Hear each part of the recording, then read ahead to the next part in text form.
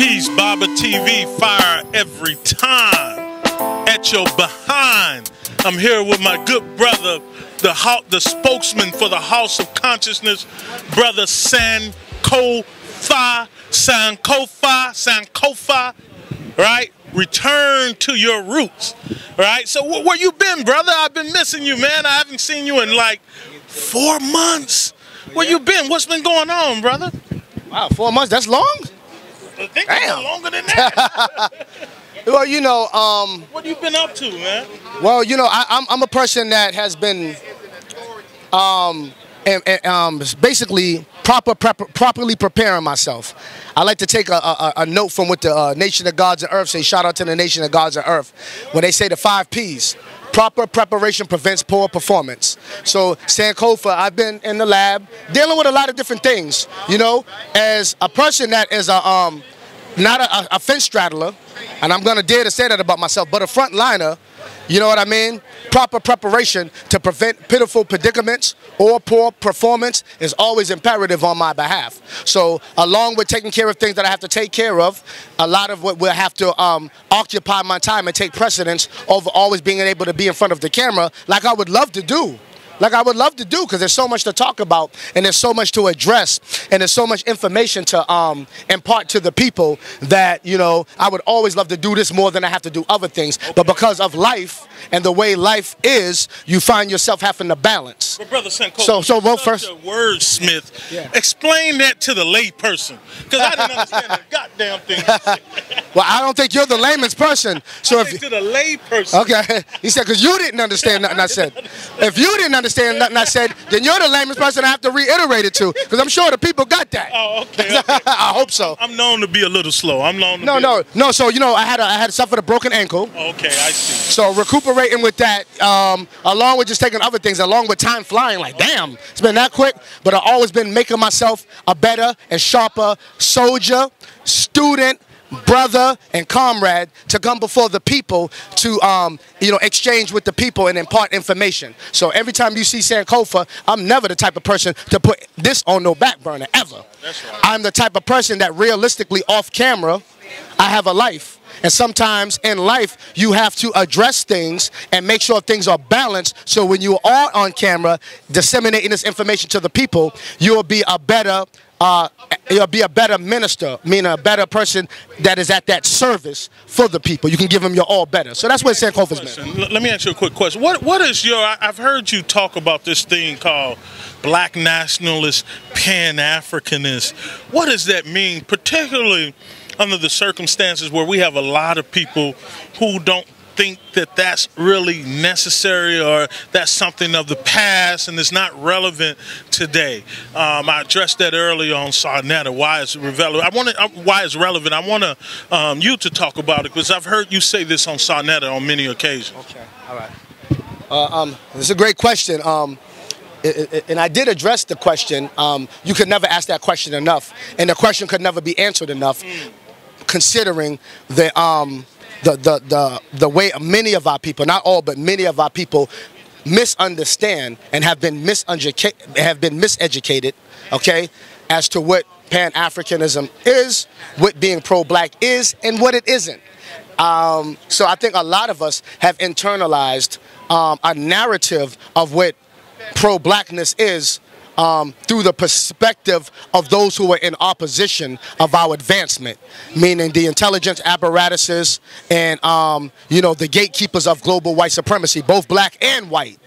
Both black and white have been gatekeepers of the regime of white supremacy. So you have people, the bourgeoisie class of gatekeepers of white nationalism, along with the white nationalists, civic nationalists, and otherwise far right-wing Christian nationalists, people who are into the intelligence or military apparatuses, who are all gatekeepers, okay, whether infrastructurally or academically, of the institution of white supremacy, and have given many of us false narratives about what black nationalism is, what it ought to be, what it stands for, and what its long-term objectives is, you follow? So, you know, I did do a video on Sarnetta and Baba the other day.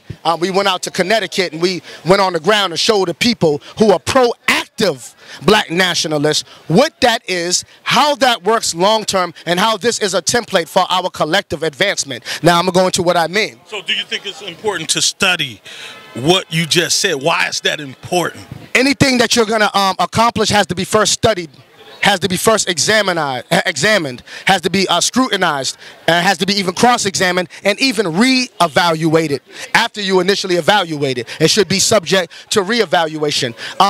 See, now what we want to do is raise our consciousness and awareness, okay? Our academic astuteness, our cultural astuteness, and we also want to understand black nationalism from a social scientific standpoint. Because if we don't understand it from a social scientific standpoint, which at the root of acquiring that knowledge is in studying, like you said, right?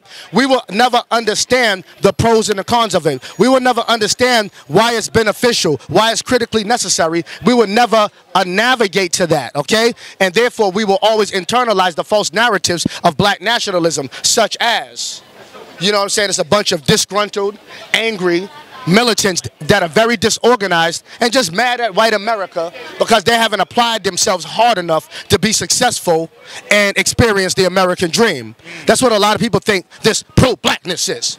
We're saying pro-black, like we tried that in the 60s. It didn't work, so give it up. So that means give up anything you tried in the 60s. Don't talk about injustice. Because at the root of pro-blackness and the civil rights and any other movement was addressing the social ills that our people were being subject to. We tried that then. Don't talk about nothing at all.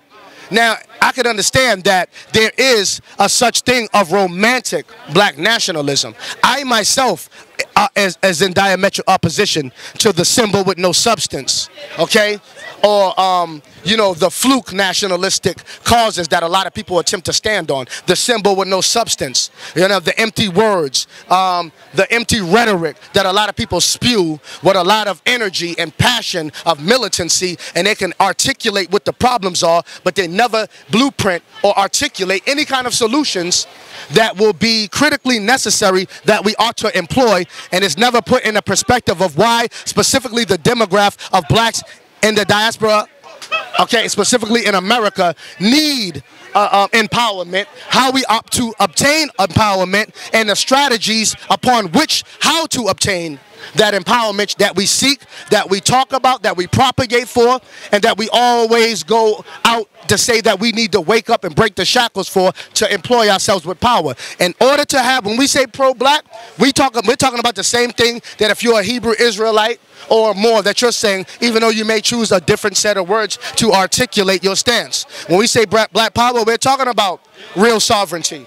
We're talking about autonomy. These things are processes to accomplish, though. They're not romantic. So what? Somebody spoke about it in the 60s and 70s, and they made great strides and sacrifices and inspired many and impacted changes for hundreds of thousands, potentially even millions. Okay, and it was shut down by the United States government because they seen that as a threat to their objective long term for your demise. Okay, so do we give up? Because if that is the case, the national black anthem should be, if it's broke, don't fix it. Or if they break it, don't you damn sure try to fix it. Because it's already been broken before. It's already been tried before. We are broke and we ought to stay this way. So I do believe that there are certain aspects of what we call black nationalism and Pan-Africanism that we need to trim the fat off. A lot of it is rooted in rhetoric, a symbol with no substance, and we should subside with those aspects of what we call Pan-Africanism and black nationalism and deal more with the meat and potatoes of it opposed to the romantic outer exterior representation of it, which doesn't advance us, which only makes us feel good. And if we want to feel good about information, all we got to do is goddamn go to church every Sunday. All right?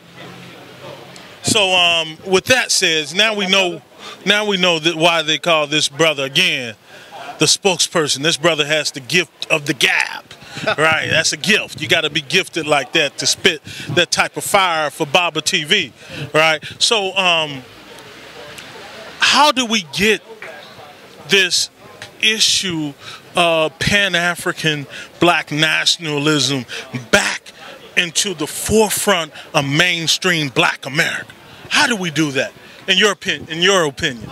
Okay, well, Sankofa can only give you my opinion. I'm a master of nothing, but I am a student of many things. And so therefore, as a student, I commit myself, my mind, my body, my energy, and a lot of my time to studying not only the problem, but really the intricacies of the problems.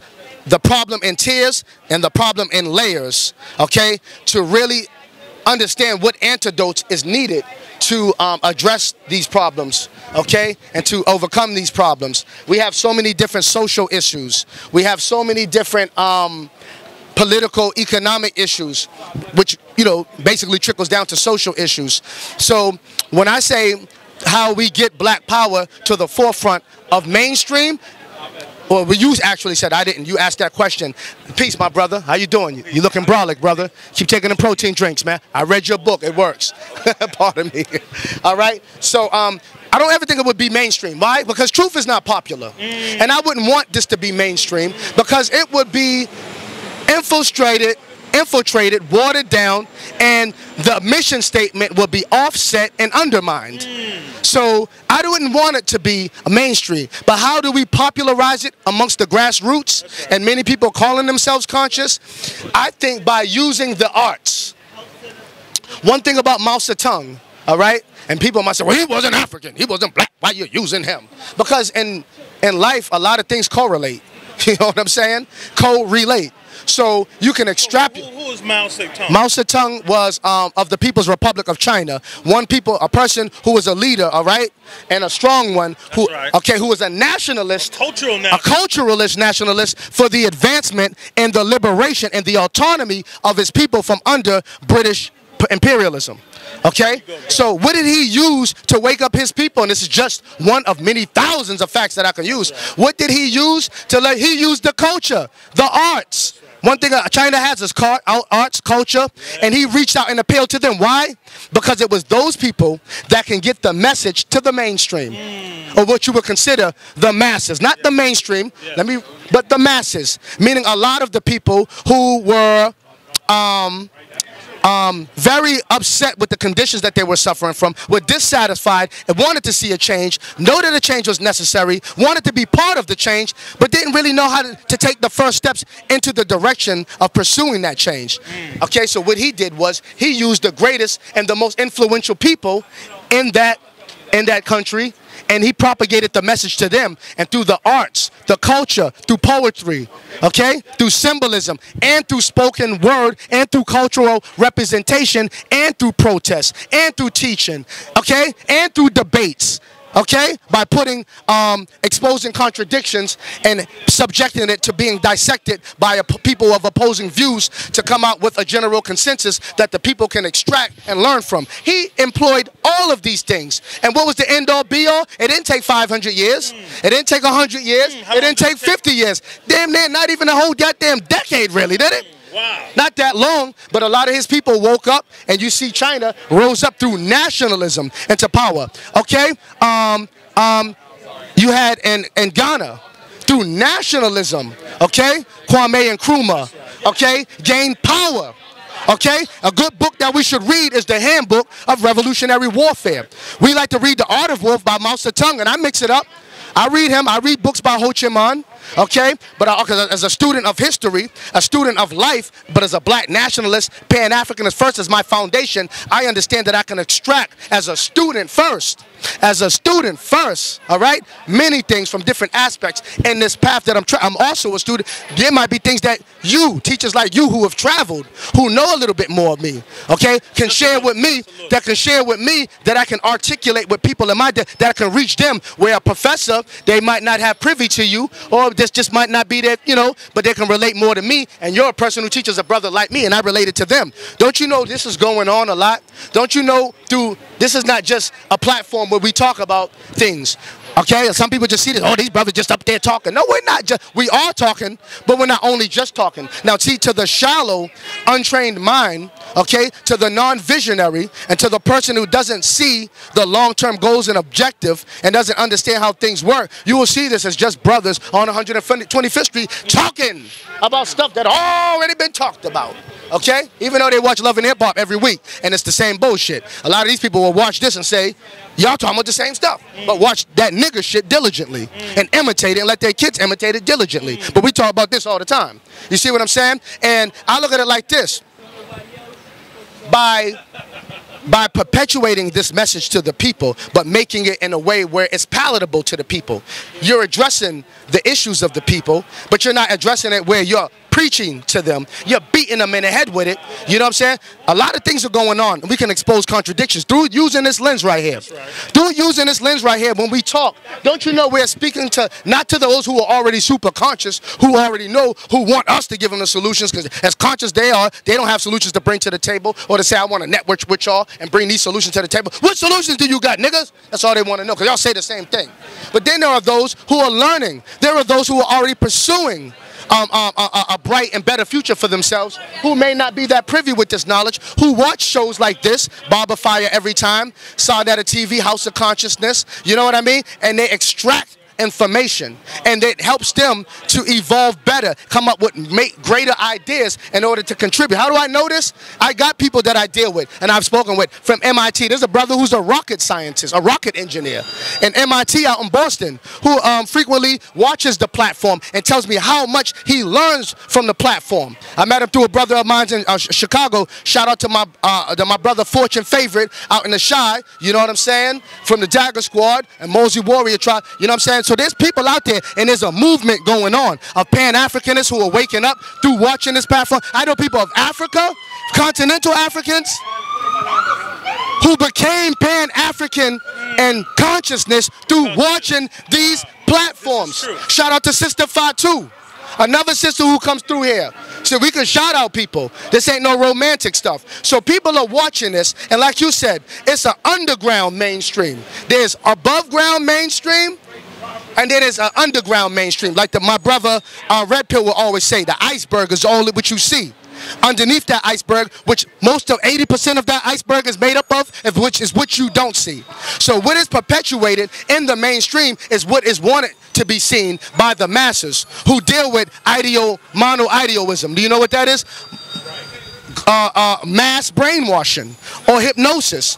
So they want people to be on the same wavelength of understanding or perception or outlook on things. See, but through this tool that we have right here, that's right, we're able to make this popular with the masses, because we are a voice that is not a voice of mainstream America. But through internet, more people are watching this than mainstream TV now. So it's how we articulate, ourselves and how responsible we are in conveying this message that is a determining factor. Brother Red Pill, you want to address this issue of how do we bring this super knowledge to the mainstream part of our people? Of course. Thank you for that question. I believe the best way to do that, first and foremost, would be by coming together and working together, because like Sankofa said, one of the resounding messages that I'm receiving from brothers and sisters that come on 2/5 and talk to us is the fact that they watch us and they learn from us and they're inspired by us, you know what I mean? But they're like, yo, the cohesiveness, meaning the coming together or the unity, the unified effort that you brothers and sisters are putting forward, that's the glue. That's what's resonating. That's the thing that a lot of people want to see, even though if brothers and sisters have different opinions or different points of view or different schools of thought and knowledge that they come from, they still want to see the unified effort and a unified message, and they want to see growth, and they want to see things being done. So the more that we do things, the more that we come together and accomplish things, that's going to convince brothers and sisters who are not in New York, who are not on 125th Street, who are not privy to what's going on in these streets, to believe and to have faith that this movement is not just talk, it's really real. You know what I mean?